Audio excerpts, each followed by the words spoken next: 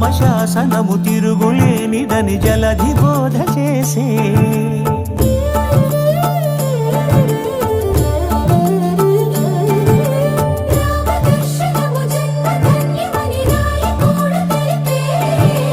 రామరాజ్యమే పౌరులందరిని నీతి బాట నిలిపే రామ మంత్రమే తారకం బహుశక్తి ముక్తి సంధాయకం రామనామమే అమృతం శ్రీరామ కీర్తనం సుకృతం ఈ రామచంద్రుడే లోక రక్షయని అంతరాత్మ పలికే